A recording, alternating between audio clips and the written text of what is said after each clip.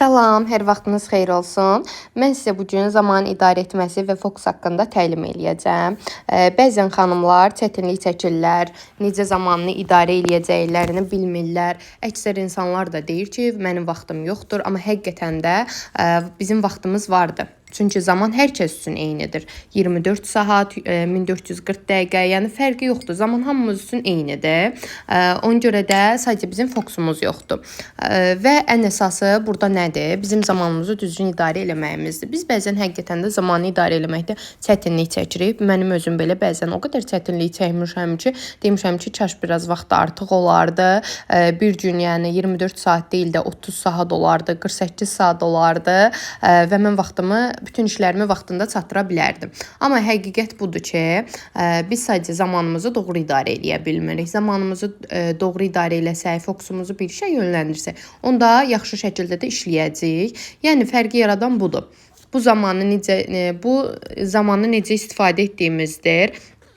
Yəni dediyim kimi zaman hər kəs üçün eynidir. Onu düzgün istifadə etmək lazımdır. Bu təlimdə siz nələr öyrənəcəksiniz? Zamanı necə idarə etməli olduğunuzu, fokusu necə gücləndirməlisiniz, dağınıqlıqdan necə çıxmalısınız, nəticə gətirən sistem qurmağı öyrənəcəksiniz. Daha sonra zamanı idarə etmək nə deməkdir? Zamanı idarə etmək əslində biz zamanı idarə etmirik. Biz öz davranışlarımızı, seçimlərimizi və diqqətimizi idarə edirik. Yəni bu nə deməkdir? Bu deməkdir ki, biz həqiqətən də zaman bizi idarə etmir. İmkan verməməliyik ki, zaman bizi idarə etsin. Biz zamanı idarə etməliyik, davranışlarımıza fikir verməliyik. Bir işi etməyə çalışırıqsa, həmin işi sona kimi eləməliyik. Eyni anda bir neçə iş etmək lazım deyil. Daha sonra zaman idarə etməsində prioritet seçmək lazımdır. Yəni hər şeyə çatmaq yox, doğru şeyə çatmaq lazımdır. Nəyi etməyəcəyimizi bilmə bacarığıdır. Yəni ki, eyni anda bəzən olur biz xanımlar ümumiyyətcə eləyik ki, bəzən deyirik ki, eyni anda 2 iş görək, amma bu düzgün deyil. Biz eyni anda 2 iş görməli deyilik. Bir iş görməliyik, amma bütün fokusumuzu da ora verməliyik. Çünki bizim fokusumuz dağılanda ümumiyyətcə hər hansı bir işə odaqlanmağımız 23 dəqiqə çəkir. Bu da bütün zamanımızı bizim aparacaqdır. Ona görə də tutaq ki, bu fərqi yoxdur, ev işində olsun, onlayn işdə olsun. Tutaq ki, məsələn, ev işi eləyirsiniz, ev işi görə bəzən mən də təbii ki, məsləhətçilərimə məsləhət görürdüm ki, ev işi görə də telefon əlində işi eləyə bilərsən, amma bu çox yanlışdır.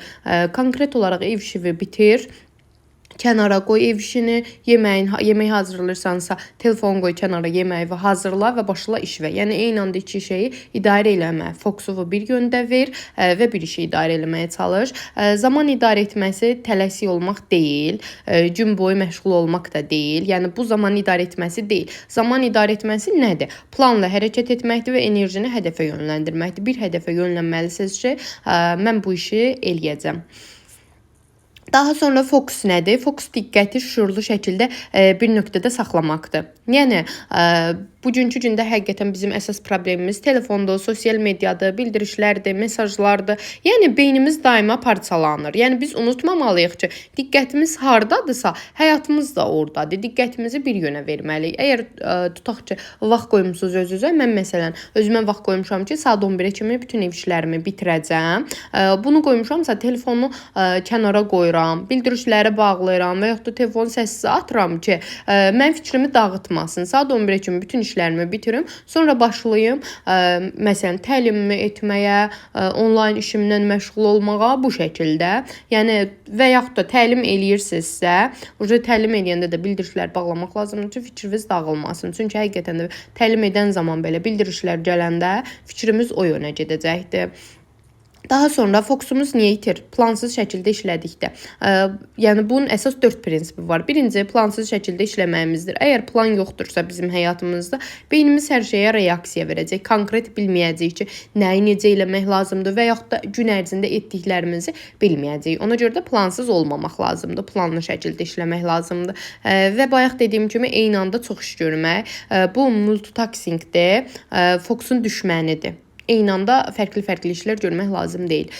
Bir işi bir vaxt eləmək lazımdır. Hədəfimiz bir yöndə olmalıdır ki, həmin vaxt elə bir iş eləyək də, bir işi idarə eləyək, başqa işlərə fikrimizi yönləndirməyək. Daha sonra enerjinin azlığıdır.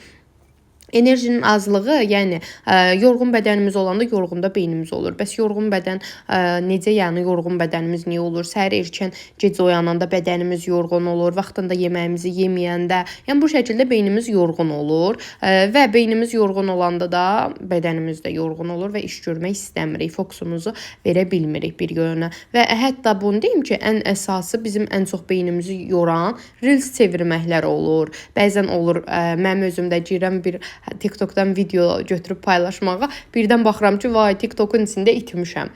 Uje başlamışam reels çevirməyə və yaxud da Instagram olsun və yaxud da bir dizi belə olsun. Bunlar bizim həqiqətən də enerjimizi soran bir şeylərdir. Ona görə bunlardan uzaq durmaq lazımdır. Və daxili qarışıqlıq. Əgər hədəfimiz yoxdur, baxın, planımız yoxdursa, hədəfimiz yoxdur. Hədəfimiz yoxdursa, fokusumuz da ola bilməz. Ona görə mütləq ki, özümüzə hədəflər qoymalıyıq ki, biz bu gün nə etməliyik, hansı hədəflər eləməliyik, konkret bir hədəfiniz, məqsədiniz olmalıdır. Daha sonra zaman idarə edilməsinin təməl qanunları hansılardır? Bunun da 4 qanunu vardır. 4-ü də ən əsasdır.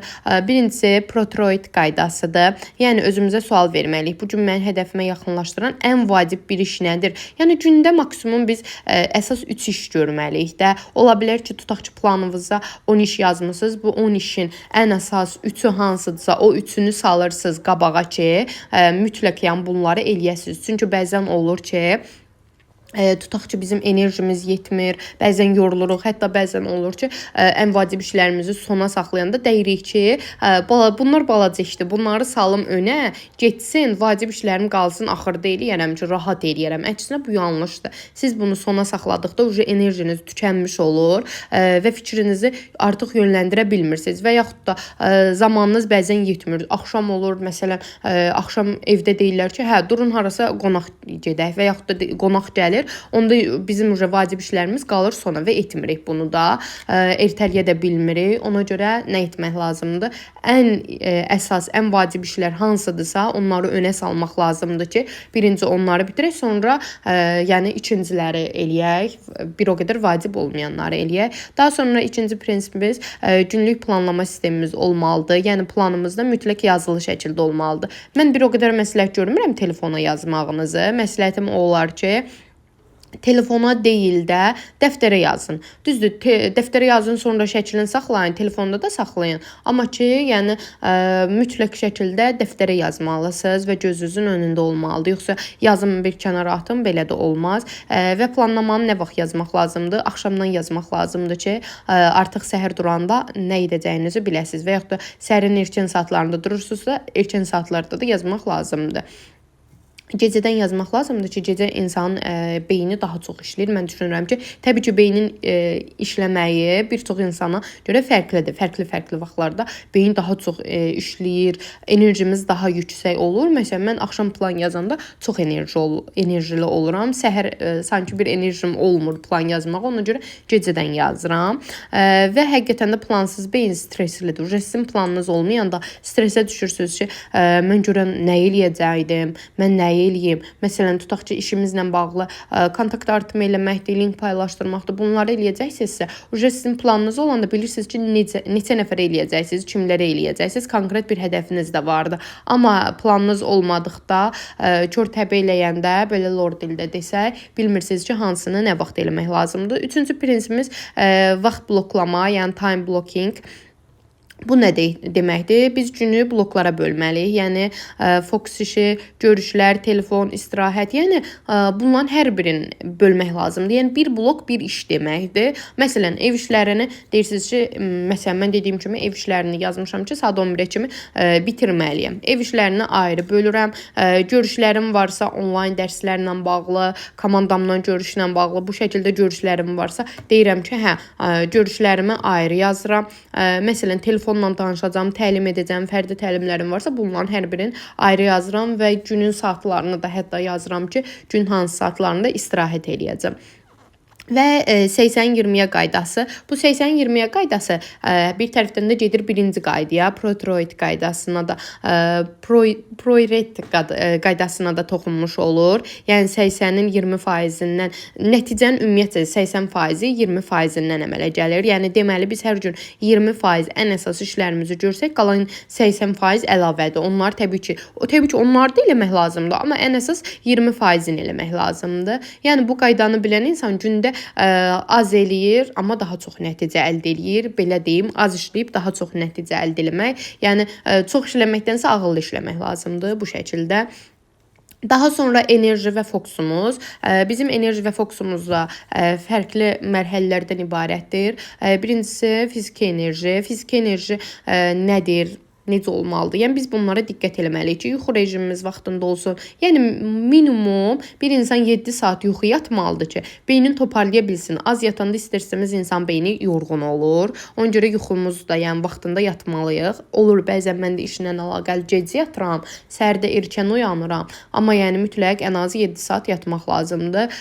Daha sonra sudur. Beyin susuz qalanda həqiqətən də fokusumuz itir. Bəzən görürsüz ki, insan o qədər susuz olur. Bəzən mən su içəndə deyirəm, ay Allah, elə bir beynimə su getdi. Beynim yəni daha da aktiv çalışdı. Həqiqətən də bu belədir. Və eyni qayda qida da təbii ki, bu çox önəmlidir. Vaxtında da yeməyimizi də yeməliyik ki, bədənimizin enerjisi itməsin, gücümüz yerində olsun. Çünki bəzən həqiqətən vaxtında yemək yeməyəndə ən çox da zəif insanlar hiss edirsən ki, yəni təbii ki, bunun zəiflə və yaxud da güclü ilə əlaqəsi yoxdur. Vaxtında yeməyimizi yeməyəndə hiss edirik ki, bədənimiz əsir və enerjimiz azalır və hərəkət etməkdə siz gün ərzində heç olmasa bir yarım saatınız, bir saatınızı ayırıb yürüyüş eləyə bilərsiniz. Mən özüm belə artıq başlamışam yürüyüşə. Həqiqətən də yürüyüş eləyəndə telefon qoyuram kənara, bildirimlərə baxmıram. Səssiz atıram bəzən, düzdür. Bəzən vacib zənglər olur deyə səssiz qoymuram. Amma bildirimləri bağlayıram. Məsələn, internet bağlayıram ki, internetin bağlı olsun, zəng gəlsin və günümü yarım saatın, bir saatın yürüyüşə həsr eləyirəm. Səhər onsuz da qızımı bağçaya aparıram özüm. Gələndə dolayı yollarla gəlirəm, uzaq yollarla gəlirəm ki, biraz artıq yürüyüş eləyim və həqiqətən də yürüyüş eləyəndə o havanı insan içinə çəkir. Bir var ki, telefonu əlinizə alıb, məsələn də yazışa, mahnı dinləyə tutaq ki, eləyəsiniz. Bu belə yaxşı deyil, həqiqətən. Mahnı dinləmək belə yaxşı deyil. Ümumiyyətcə, yəni bir o havanı hiss eləmək lazımdır. Dərin bir nəfəs almaq lazımdır ki, ağlınıza da yeni ideyalar gəlsin həqiqətən də. Yəni enerjini idarə edən həqiqətən zamanını da idarə eləyə bilər. Daha sonra ikincisi emosional enerjidir. Emosional enerji dramı azaltmalıyıq həyatımızda. Negativ insanları çıxartmalıyıq. Özümüzü sakitləşdirən bir ritm seçməliyik. Bu meditasiyalar falan da ola bilər. Və duyğusal boşalmaları idarə etmək bu da nə deməkdir? Yəni bəzən olur ki, ağlayırıq, nəsə bir həssas bir necə deyim, bir video izləyirik, bir dizi izləyirik, o bizə təsir edir və ağlayırıq. Ümumiyyətlə bu şeylərdən uzaq gəzmək lazımdır. Yəni mən hətta nə edirəm? Ümumi özümə bir siyahı yazmışam ki, məni motivasiyadan salan şeylər nədir? Mənim motivasiyamı yüksək eləyən şeylər nədir? Təbii ki, bu enerji ilə bağlıdır və bundan hər birini yazmışam və çalışıram ki, baxıram, motivasiyamı tutaq ki, film izləmək mənim motivasiyamı aşağı salırsa izləmirəm, reels çevirmək aşağı salırsa etmirəm. Hətta bu insanlarla belə qaynaqlanır. Bəli, bəzən həqiqətən də insanlar dərdləşməyə ehtiyac duyur və yaxud da bir yaxınınızda sizlə dərdləşmək istəyir. Mən həqiqətən negativ insanlarla, təbii ki, necə deyim, yaxınımızdırsa bəzən ola bilər, dərdləşə bilərik təbii ki, amma bəzən elə insanlar olur ki, yəni bütün danışığında ancaq negativdir, ancaq sənə negativ şeylər ötürür. O kimi şeylərdən də uzaq olmaq lazımdır. Bəzən həqiqətən belə bir deyimlərlə rastlaşıram ki, insanlar deyir ki, yüksəldikcə ətrafındakı insanları azaldırsan, əslində bu yüksəlmə ilə əlaqəli deyil. Yəni biz artıq fərqinə varırıq ki, bizim enerjimizi aşağı salır, bizi negativ yükləyir və pis enerjisini bizə ötürür. Ona görə o cür insanlardan həqiqətən də uzaq durmaq lazımdır. O bir söz var, deyir, nə qədər az insan, o qədər çox hüzur. Daha sonra ruh enerjisi. Ruh enerjisi nədir? Bizim dəyərlərimizdir, məqsədimizdir, daxili harmoniyamızdır, özümüzlə bağ qurmağımızdır. Yəni bizim ruh enerjimiz yüksək olmaq üçün həqiqətən də özümüzün dəyərləri nələrdir? bizi xoşbəxt edən şeylər nələrdir? Ona da vaxt ayırmalıyıq. Məqsədlərimizə fokuslanmalıyıq. Yəni bəzən olur, işləyəndə bəzən mən belə yəni həvəsdən düşürəm, işləmək istəmirəm. Sonra o an məqsədlərim, hədəflərim qarşıma gəlir və deyirəm ki, yox belə olmaz. Davam eləmək lazımdır, işləmək lazımdır və özünüzlə də bir bağ qurmalısınız. Həqiqətən də ən çox bu məsləhət görürəm ki, bəzən meditasiya eləyin. Bu həqiqətən də bir özünüzlə bağ quracaqsınız, özünüzlə tək qalacaqsınız. Belə hətta deyim ki, özünüzə vaxt ayırıb baxım da eləyə bilərsiniz özünüzə. Bir məsələn uzanıb dincəlib sakitliyə edə bilərsiniz. Yəni baxır sizin enerjinizi yüksək tutan şeylər nədir? Ruhunuzu yüksəldən enerji nədir? Daha sonra prokrastinasiya nədir? Təxirə salma deməkdir. Təxirə salma tənbəllik deyil, qorxudur. Bəs bizim qorxularımız nədir? Səhv etmək, tənqid olunmaq, mükəmməliyyətli axtarmaq. Bəs bunları necə həll edə bilərik? İndi başlamalıyıq ki, sonra düzəldə bilərik.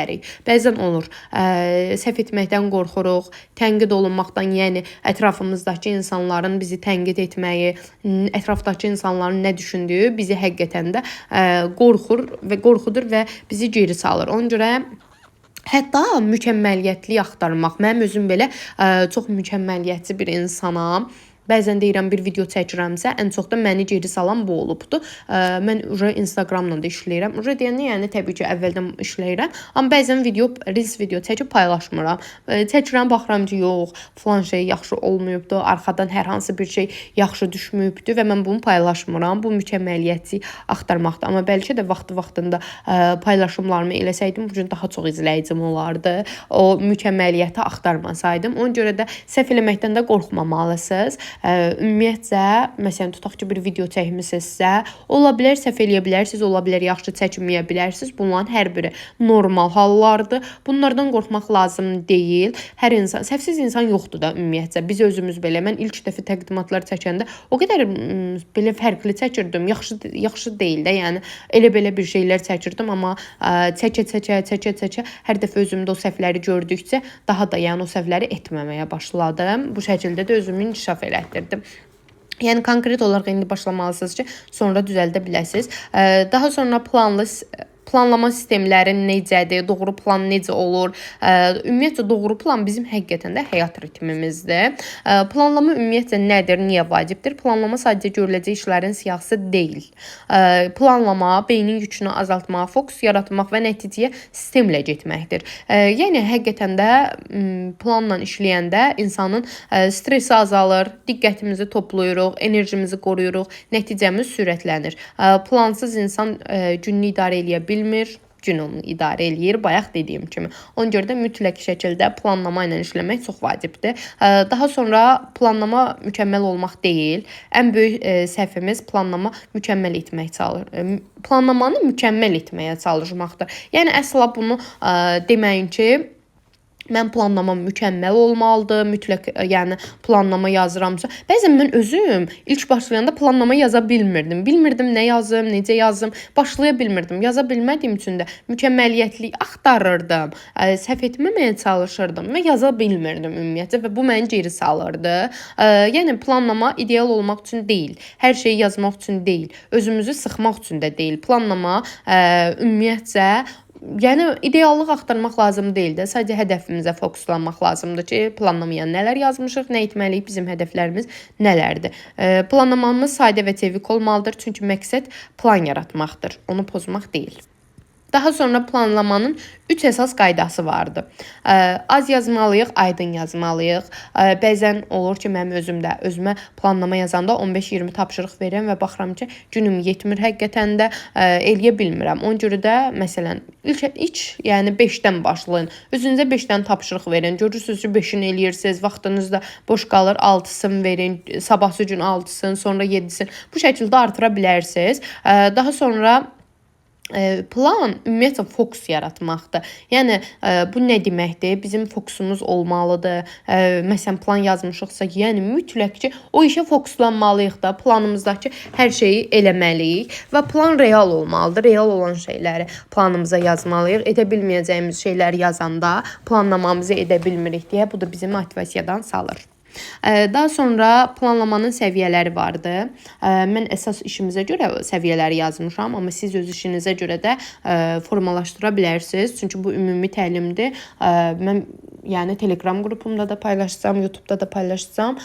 İşiniz fərqli ola bilər. Ona görə də ümumi olaraq planlama yazmalısınız. Planlama yəni təkcə günlük olmamalıdır. Doğru sistem 3 səviyyədən ibarətdir. Bu ümumi nədir?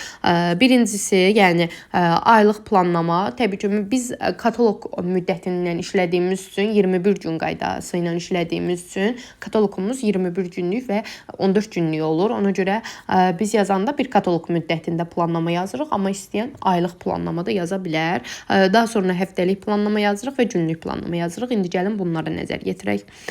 Kataloq müddəti üzrə planlama yazılanda, kataloq planlaması böyük şəkli görmək üçündür. Yəni, böyük hədəfimiz nədir? Onu görmək üçündür. Yəni, bu planlamada nələr olmalıdır? Məqsədlərimizi bölməliyik, yolumuzu aydınlaşdırmalıyıq, motivasiyamızı saxlamalıyıq. Yəni, planlama həqiqətən də bundan hər birini eləyir. Və kataloq planlamasında əsas hədəflərimiz nədir? Hansı dərəcədə olmaq istəyirik? Nə etmək istəyirik? Bunları yazırıq.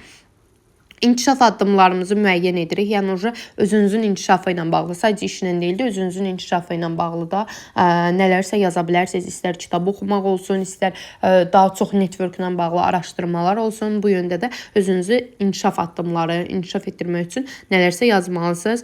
Daha sonra prioritet istiqamətlər seçilir. Bu sözlər nəsə mənə çətin gəlir, biraz deyə bilmirəm. Gərək məşq eləyəm üstündə. Yəni dediyim kimi, yəni fokusunuzu bir yönə verməlisiniz belə. Və günlük, həftəlik planlamada, yəni bu kataloq planına xidmət etməlidir. Yəni siz bir kataloq müddətində nə hədəf qoymusunuzsa qarşınıza, hansı dərəcənin hədəf qoymusunuzsa, həftəlik planınızı da, günlük planınızı da ona görə nəzər yetirməlisiniz. Məsələn, tutaq ki, biz bal sistemi ilə işləyirik. Əgər siz hədəfinizdə 100 bal qoymusunuz, 150 bal qoymusunuzsa, bunu həftələrə bölməlisiniz, bunu günlərə bölməlisiniz. Yəni bu planınıza əsasən də günlük, yəni planlama yazıb hazırlamalısınız. Daha sonra həftəlik planlama necə olmalıdır? Həftəlik planlama isə bizə istiqamət verəcəkdir. Həftəlik planlama həftənin əsas fokusunu müəyyən edir. Günlərin məqsədsiz keçməsinin qarşısını alır. Həftəlik planlamada soruşacağıq. Bu həftənin əsas məqsədi, özümüzdən təbii ki soruşuruq. Bu həftənin əsas məqsədi nədir? Hansı günlər daha aktiv olacaq? Hansı işlər mütləq bu həftə bitməlidir?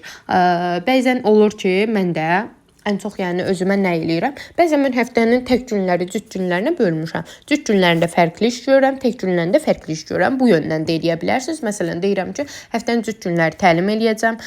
Həftənin tək günləri isə, məsələn, həftənin cüt günləri zəng eləyəcəm. Həftənin tək günləri isə səsli təlim göndərəcəm. Bu şəkildə, yəni həyatımda olan hər bir şeylə bağlı da bu şəkildə həftəlik planlamalar eləmək olar və konkret, yəni çalışın ki, eləyin və hətta mən deyim ki, həftəlik planlama eləyəndə bəzən məsələn, tutaq ki, qarşınıza 100 bal, 125 bal hədəf qoymusunuzsa və bunu həftələrə böləndə 125 baldır hədəfiniz, tutaq ki, 50 balın bu həftə eləyin, 50 balın gələn həftə eləyin, 25 balını da saxlayın son həftəyə. 3-cü həftəyə, bəzən son həftədə biraz fokusumuz dağılır, daha da stresli, daha da həyəcanlı oluruq. Ona görə də yəni bu şəkildə də həftəlik planlamalarınızı eləyə bilərsiniz. Həftəlik plansa günlük planların bazasıdır. Yəni bu nədir? Gəlin günlük planlamaya da baxaq. Günlük planlama fokusun əsasını təşkil eləyir. Yəni günlük planlama nədir? Bu gün üçün görüləcək işlərin seçimidir. Bu gün hansı işlər görəcəyik? Bu gün nələr eləyəcəyik? Yəni gecədən yazırıq və yaxud da səhər yazırıqsa, bu gün nələr eləyəcəyik? Konkret onu yazırıq. Günün nəticəsini müəyyən edən plandır. Yəni siz planların hər birini elədikdə nəticəyə də gəlib çıxırsınız. Ona görə yəni günlük planda mütləqdir. Günlük planlamanın da 3 əsas modeli vardır. Yəni ümumiyyətcə 3 əsas model var. Yəni 3 əsas işimiz vardı. Bayaq dediyim kimi 3 əsas işi qabağa salırıq. Bir də ki, ola bilər, olmaya bilər siyahısı yaza bilərik. Məsələn, 10 dənə tapşırıq yazmışıqsa, bunun ən əsası hansıdır? Link paylaşdırmaq, kontakt artım eləyib. Bunlar əsasdırsa, bunlar önə salıb öndə eləyirik. Əvvəlcədən eləyirik ki, enerjimizi buna sərf eləyək. Və ən əsas, əgər günün sonunda 3 işiniz mütləq bitibsə, demək sizin planınız da uğurludur. Təlimimiz bu qədər. Ümid edirəm ki, hər birinizə gözəl şəkildə aydın oldu. Artıq bu təlimdən sonra inanıram ki, hər biriniz artıq rahat şəkildə zamanınızda doğru idarə edə biləcəksiniz. Təşəkkürlər sona kimi dinlədiyiniz üçün.